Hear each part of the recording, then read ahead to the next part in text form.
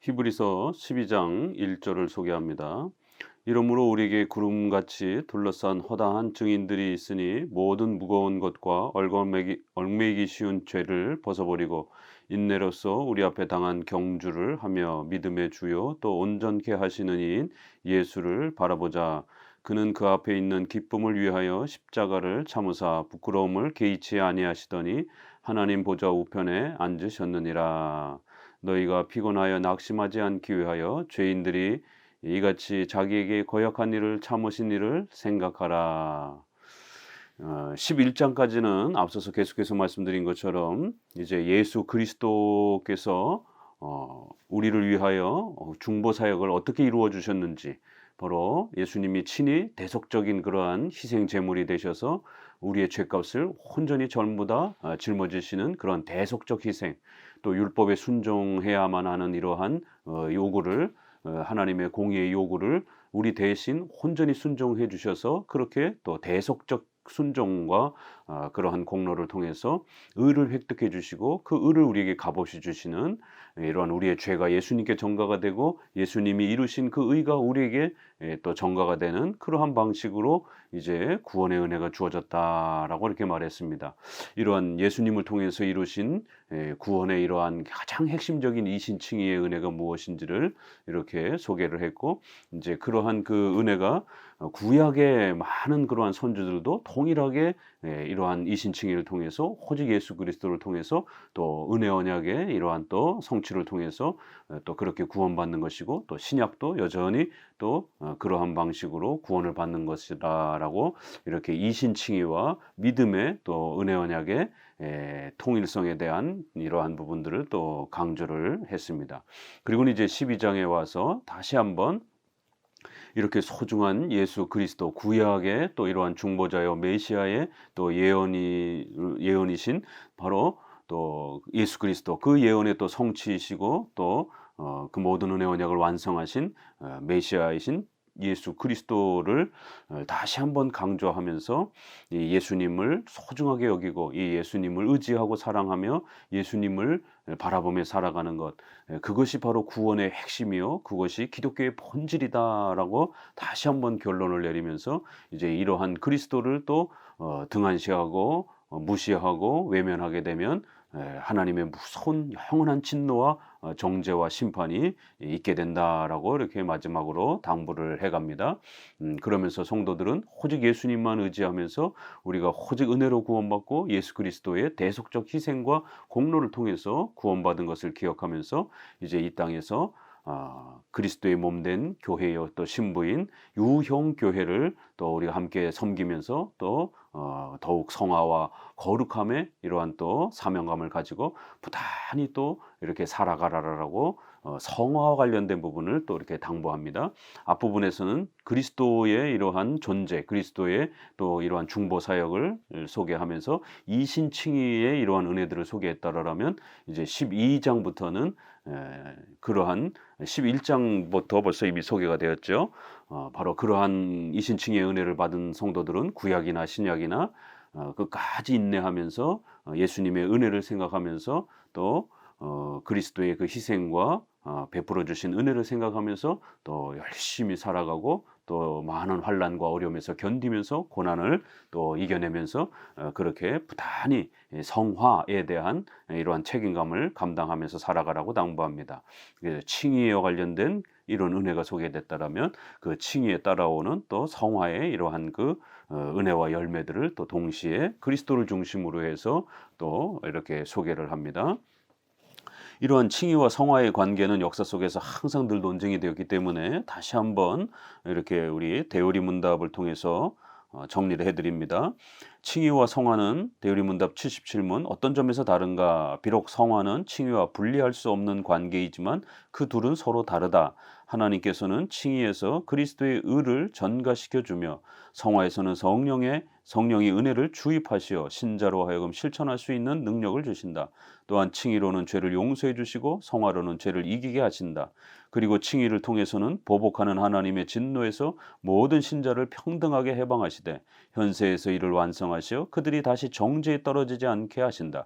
그러나 성화를 통해서는 모든 신자 간에 평등하지도 않고 현세에서 결코 완성될 수도 없으며 다만 완성을 향해 자라갈 뿐이다.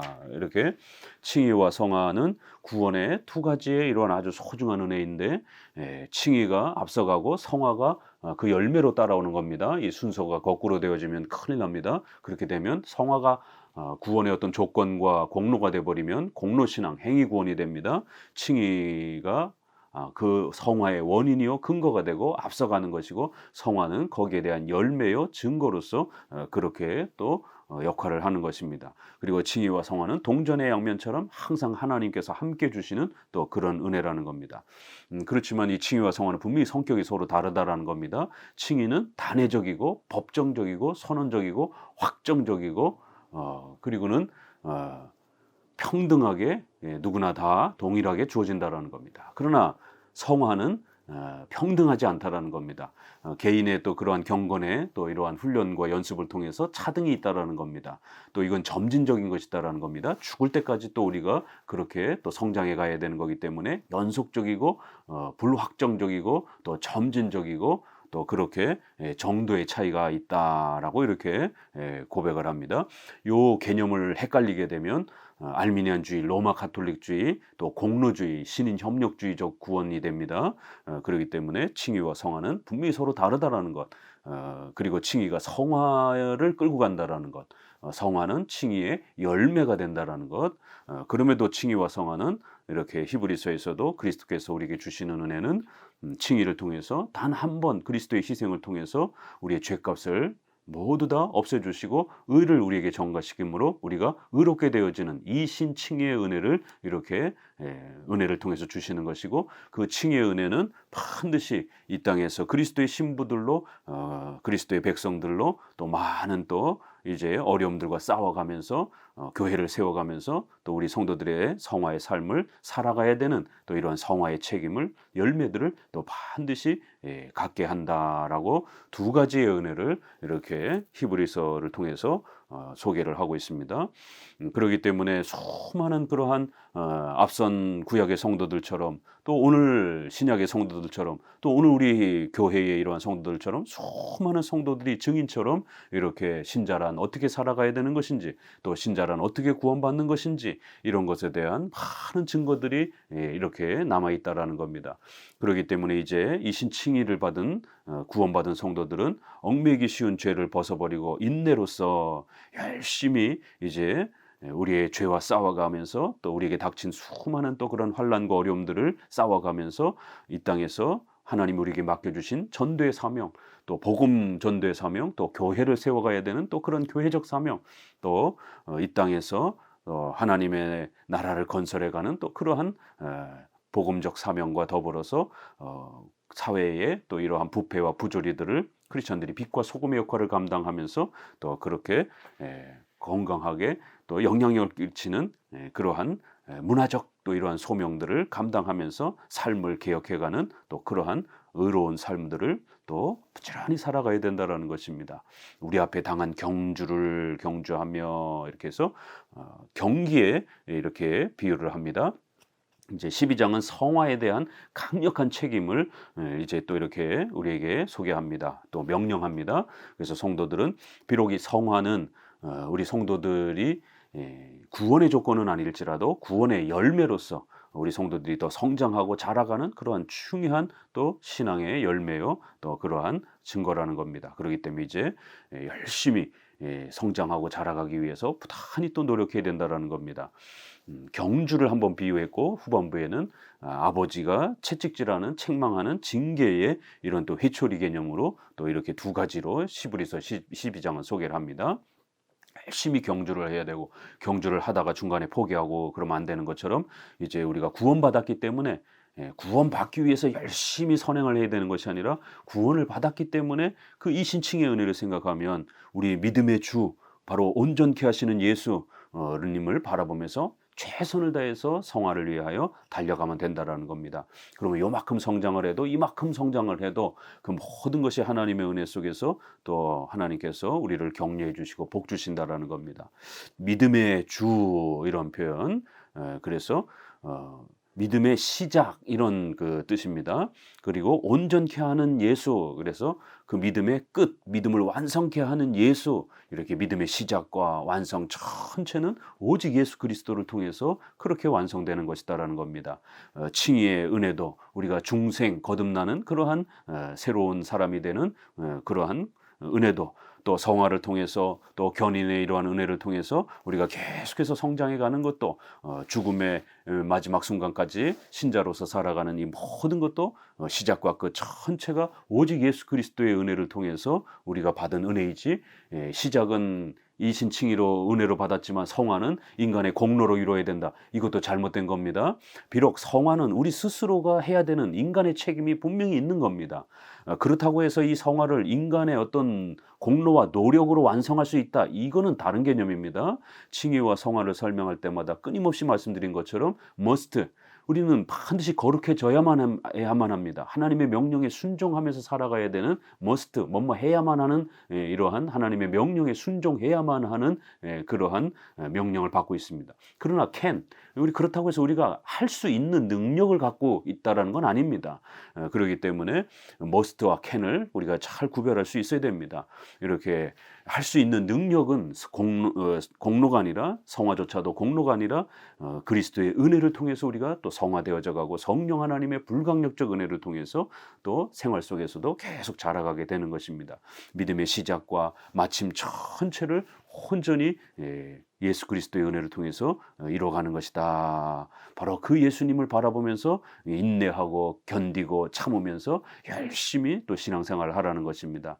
왜냐하면 예수님께서는 십자가를 참으사 그 수모와 수치를 전부 다 견디시고 우리 대신 죄값을 치르시고 또 그리고 율법에 순종하셔서 또 모든 의를 그렇게 얻으셨고 그리고 부활하셔서 이제 하나님 보좌 우편에 앉으시면서 우리가 하나님께로 나아갈 수 있는 그 모든 길을 열어주셨다라는 거예요. 이렇게 예수님의 낮아지심, 높아지심, 비하와 승기라고 표현하는 예수님이 우리의 죄값을 치르기 위하여 그렇게 낮아지시는 또 율법에 순종하심으로 의를 이루시고 또 거기에 대해서 하나님 앞에 부활과 승천을 통해서 예수님의 순종과 죽으심이 하나님 앞에 받아들여졌다라고 하는 이러한 놀라운 증거를 받으셨다라는 거예요. 이렇게 예수님은 우리를 위하여 낮아지시고 높아지심으로 우리가 죄값을 마치 이제 다 치른 것처럼 또 율법에 온전히 순종하여 하나님 앞에 나아갈 수 있는 것처럼 이렇게 길을 열어주셨다라는 것이에요. 이런 모든 은혜를 통해서 우리가 구원받았기 때문에 이제는 열심히 최선을 다해서 예수님만 생각하고 의지하면서 성화의 이러한 사명감을 감당하며 죄와 싸워가면서 열심히 또 노력해야 된다라는 겁니다. 4절 너희가 죄와 싸우되 아직 피 흘리기까지는 대항하지 아니하고 또 아들에게 권하는 것 같이 너희에게 권면하신 말씀도 잊었도다. 일러스되 내 아들아 주의 징계하심을 경히 여기지 말며 그의 꾸지람을 받을 때에 낙심하지 말라. 주께서 그 사랑하시는 자를 징계하시고 그가 받아들이시는 아들마다 채찍질 하심이라 하였으니 너희가 참음은 징계를 받기 위함이라. 하나님의 아들과 같이 너희를 대우하시나니 어찌 아버지가 징계하지 않는 아들이 있으리요. 징계는 다 받는 것이오늘 너희에게 없으면 사생자여 친아들이 아니니라. 계속해서 이제 성화의 이러한 책임과 또 사명감을 강조하기 위해서 죄와 싸워야 된다라고 이렇게 말합니다. 이 정도의 싸움 가지고 지치면 안 된다라고 이렇게 말합니다. 아직 피 흘리기까지 그렇게 죄와 싸우는 정말 순교의 이러한 그 엄청난 그런 피 흘림의 이런 고통과 아픔의 이런 단계까지 나아가지도 않았다라는 거예요. 이렇게 이 정도의 환난과 어려움 때문에 낙심하고 그렇게 또 넘어지면 안 된다라는 겁니다. 예수님을 생각하고 예수님을 바라보면서 우리가 구원받은 것이 어떤 은혜 속에서 구원받은 것인지를 깊이 생각하면서 그러기 때문에 우리는 구원받고 나서 바로 천국으로 가는 게 아니라 이 땅에서 우리가 죽기까지 또 유형교회를 세워가며 또 하나님의 나라를 건설하며 복음의 이러한 사명을 감당해야 되는 또 그러한 책임감을 하나님이 우리에게 주셨다라는 겁니다. 그래서 이 땅에서 많은 고난과 어려움을 겪는다 할지라도 그 죄와 싸워가면서 또 최후 심판 전이기 때문에 사탄의 공격과 불신자들의 악한 공격들이 끊임없이 교회를 무너뜨리려고 하는 많은 공격들이 있을 수 있다라는 거예요. 그러나 그런 많은 공격들을 싸워 이겨가면서 예수 그리스도께서 그렇게 세워주신 유형교회, 그리스도의 몸이요 그리스도의 신부라고 그렇게 또 하나님의 나라라고 불리우는 그 소중한 교회를 섬기고 지켜가고 또 그 교회를 중심으로 해서 예배드리고 또 복음을 전도하면서 계속해서 하나님의 백성들이 채워져 갈 수 있도록 이러한 복음의 사명을 우리 성도들은 열심히 감당해야 된다라는 겁니다. 개인의 이러한 경건의 책임과 관련된 성화적 책임도 있고 또 유형교회를 그리스도의 몸된 교회를 함께 세워가야 되는 공적인 또 그러한 또 사명과 은경과 책임감도 그렇게 주어져 있다라는 것입니다. 그래서 이런 많은 어려움들을 싸워가면서 특별히 성도들이 때로는 넘어지기도 하고 실수하기도 하고 그 죄에 또 이렇게 물들기도 하는 이런 어려움들이 있다라는 것이 성화는 점진적인 거예요. 죽을 때까지 성장해 가는 겁니다. 성화가 칭의처럼 단순간에 완성이 되고 또 그렇게 확정적이고 이렇게 오해하게 되면 그건 로마 카톨릭이라든가 또 경건주의라든가 또 완전주의 이 자들처럼 이런 극단적인 율법주의에 빠질 수 있습니다. 성경에서 말하는 성화란 비록 목회자들이라 할지라도 장로라 할지라도 성도라 할지라도 완전히 단순간에 성화가 되는 것이 아니라 칭의는 단번에 법정적으로 확정적으로 완성되는 것이고 모두가 평등하게 목사님도 예수님을 고백하고 세례받으면 구원받는 것이고 연약한 이제 시작하는 성도도 예수님을 신실하게 믿고 고백하면 얼마든지 구원받는 거예요. 그러나 성화는 다른 것입니다. 그렇다고 해서 이제 똑같이 예수님을 믿었다고 해서 새신자가 설교하거나 성도를 가르칠 수는 없는 겁니다. 왜요? 성경에 대한 지식 수준과 정도와 성화의 수준이 다르기 때문에 그런 것입니다. 그래서 목회자와 장로는 오래도록 성경을 연구하고 또 성화의 이런 모범적인 그러한 덕스러움을 갖춘 그러한 성화의 성장을 갖춘 그러한 사람들이 또 교회 리더와 또 지도자가 되는 것입니다. 이렇게 성화는 죽을 때까지 이루어지는 것이에요. 점진적으로 이루어지는 것입니다. 그래서 주의 징계하심을 경히 여기지 말고 꾸지람, 책망, 채찍질 이렇게 해서 성화란 우리가 죽을 때까지 그렇게 또 완성하고 만들어가야 되는 거기 때문에 여러 번에 또 우리가 죄에 물들고 실수하고 나태하고 게을러질 때에 또 우리는 죄에 물들기도 하고 사탄의 유혹을 받기도 하고 그로 인해서 하나님의 징계와 책망을 받기도 한다라는 겁니다. 그러나 때로는 겉으로는 신자가 불신자처럼 엄청난 그러한 징계와 책망과 고난 속에 있을 수도 있습니다. 그러나 그 모습 때문에 마치 지옥에 다시 떨어진 것처럼 칭의 취소론이라든가 예정 취소론이라든가 은혜 언약 취소론을 주장하면 큰일 나는 것이에요. 그건 겉으로는 그렇게 보인다 할지라도 오히려 불신자보다 더 심한 책망과 고통을 받는다 할지라도 그러나 그 신자는 한 번 예정되고 칭의되고 또 그렇게 은혜 언약으로 초대되었으면 그것이 취소가 되는 것이 아닙니다. 다만 징계, 채찍질, 꾸지람일 뿐인 것이 심판주로서 지옥의 심판을 하는 그러한 심판을 받는 게 아니라 아버지로서 채찍질과 책망과 꾸지람과 그렇게 징계는 우리가 가능한 겁니다. 그래서 이렇게 주의 징계하심을 경히 여기지 말고 꾸지람을 받을 때 낙심하지 말고 왜냐하면 우리가 버림받았기 때문이 아니라 사랑하시는 자 하나님의 택하신 백성들을 성화시켜가기 위해서 그렇게 징계하신다라는 거예요. 오히려 받아들인 자들 사랑하는 자들이 채찍질을 받는다라는 겁니다. 너희가 참으면 징계를 받기 위함이라 이렇게 하나님이 아들처럼 대우하시기 때문에 하나님의 택한 백성들로 대우하시기 때문에 구원받은 자이기 때문에 너희들을 채찍질한다라는 거예요. 오히려 불신자들은 지옥의 심판의 대상으로 여전히 남아있다라는 겁니다. 그렇기 때문에 칭의와 성화를 잘 구별하면서 성화 속에서 다소 우리가 또 때로는 책망과 징계를 받는다고 해서 칭의가 취소된 것처럼 그렇게 오해하면 안 되고 이러한 징계와 책망은 심판주로서의 책망이 아니라 아버지로서의 징계라는 사실을 꼭 명심하셔야 됩니다. 그래서 8절에도 징계는 다 받는 것이다. 만약에 이것이 없으면 오히려 오히려 우리가 사생자여 그렇게 또 지옥에 여전히 있는 것에 대한 오히려 증거가 될 수 있다라고 말합니다. 그렇기 때문에 기복주의처럼 물질과 건강과 외적인 이러한 복을 받아야만이 구원을 받은 것처럼 이렇게 주장을 하고 마치 건강을 잃거나 물질과 세상의 이러한 어떤 고난과 어려움을 겪게 되면 마치 불신자인 것처럼 아버지로부터 버림을 받은 것처럼 이렇게 기복주의처럼 평가만 안 되는 것입니다. 이건 다 잘못된 구원론들입니다. 오히려 성화 속에서 성도들은 채찍질도 받고 징계도 받고 꾸지람도 받는다라는 거예요. 오히려 그런 게 없으면 오히려 우리는 버림받은 자일 수 있는 그런 가능성이 훨씬 더 크다라고 이렇게 엄히 경고합니다. 이 땅에서 우리는 완전하게 성화가 되는 것이 아니기 때문에 살아가는 동안 끊임없이 또 이러한 또 죄와 싸워가면서 또 그 죄 속에서 우리가 또 실수할 때 또 죄를 지었을 때 채찍질과 징계를 받으면서 계속 성장하고 자라가는 겁니다. 9절 또 우리 육신의 아버지가 우리를 징계하여도 공경하거든 하였거든 하물며 모든 영의 아버지께 더욱 복종하며 살려 하지 않겠느냐.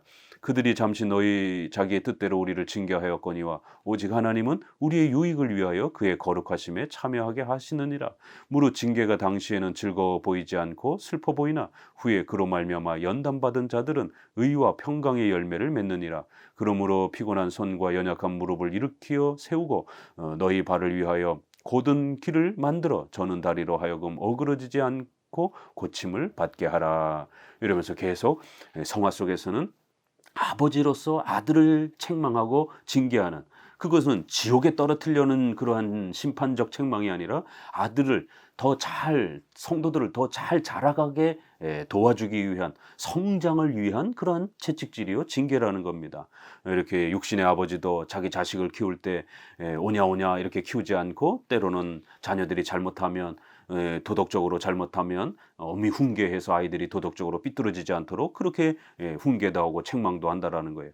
하물며 우리의 영의 아버지신 하나님께서는 우리의 성화를 위해서 우리가 죄에 빠졌을 때 우리를 채찍질하고 또 징계하고 책망하는 것은 당연하다라는 것이 그래야 우리가 그 죄로부터 더 이렇게 성장하고 죄에 물들지 않으면서 그렇게 거룩함으로 자라가게 된다는 겁니다. 바로 이 징계는 우리의 유익을 위하여 그렇게 하시는 거라는 거예요. 거룩함으로 우리가 자라가도록 징계하시는 것이지 그 징계 때문에 우리가 지옥에 떨어지는 그런 개념이 아니라는 겁니다. 또 모든 영들의 아버지께 이런 표현은 우리가 인간론 창조론에도 굉장히 중요한 표현입니다. 왜냐하면 육체는 엄마와 아빠를 통해서 이렇게 수정체를 통해서 육체가 만들어지지만 그 정자와 난자의 영혼이 반반씩 이렇게 나눠져 있는 것이 아니라 육체는 그렇게 반반씩 나눠져서 결합이 되어서 한 육체가 되지만 영혼은 언제 만들어지는가? 부모가 만드는 것인가? 아니면 하나님이 만드는 것인가? 인간론에서 이 창조론에서 자녀들이 태어날 때 육체는 반반씩 부모로부터 정자 난자를 통해서 수정체를 통하여 육체를 받지만 영혼은 하나님께서 직접 창조하셔서 그 수정체와 수정이 되는 순간 순식간에 그렇게 영혼과 몸이 결합되어서 인간이 되어지는 바로 영혼 창조론에 대한 아주 중요한 근거 구절로 종교개혁자들이 이 구절을 많이 사용했습니다. 모든 영의 아버지, 그래서 우리 영혼을 하나님께서 창조하시는 아버지가 되신다라고 이렇게 이 구절을 읽었던 겁니다. 그러면서 이렇게 연단을 받아 의와 평강의 열매를 맺어갈 수 있도록 성화의 열매를 더 풍성하게 맺어갈 수 있도록 그렇게 하나님은 우리를 성화로 초대하시고 인도하신다라는 거예요. 칭의는 단번에 그리스도의 희생과 공로를 통해서 단번에 모두가 평등하게 확정적으로 완성되는 것이지만 성화는 죽을 때까지 계속해서 징계와 채찍을 통해서 또 교회의 은혜의 수단과 이러한 또 유형교회적 또 그러한 질서, 특별히 권징이라고 하는 이러한 많은 또 교회적 질서를 통해서 연단을 받으면서 성도들이 성장하고 자라가면서 반복적으로 점진적으로 그렇게 또 성화의 은혜를 누리게 되는 것입니다. 그래서 13장으로 가서는 이제 유형교회 이야기가 마지막으로 나오는 겁니다. 12장에서는 성화의 책임감, 또 성화의 개인적인 그러한 또 주관적인 그러한 사명, 이런 부분이 소개가 된다면 13장에서는 객관적이고 공적인 또 그러한 성화의 또 그러한 원리, 또 유형교회를 통한 권징의 질서를 통한 또 그러한 성화의 방법, 이런 부분들이 이제 마지막으로 소개가 되는 겁니다. 13절 너희 발을 위하여 곧은 길을 만들어 저는 다리로 하여금 어그러지지 않고 고침을 받게 하라. 그래서 마치 쩔뚝쩔뚝 걸어다니는 이러한 사람 비유를 들어서 더더욱 이렇게 열심히 최선을 다해서 몸을 단련하면서 경주의 비유를 다시 끄집어오면서 몸이 지치고 힘들어도 다시 더 열심히 성화의 이러한 책임감을 감당하면서 최선을 다해서 살아가라는 것입니다. 오히려 당대에 이제 14절부터 소개되겠지만 그러한 할례주의자들, 또 유대주의자들, 이런 배교자들, 이런 자들처럼 그렇게 중간에 그리스도를 버리고 그렇게 돌아서선 안 된다라는 것입니다. 오직 예수 그리스도만 바라보면서 더 열심히 경주에 참여하면서 온 힘을 다해서 그렇게 성화에 또 이런 삶을 살아가라라고 이렇게 당부하고 있습니다. 감사합니다.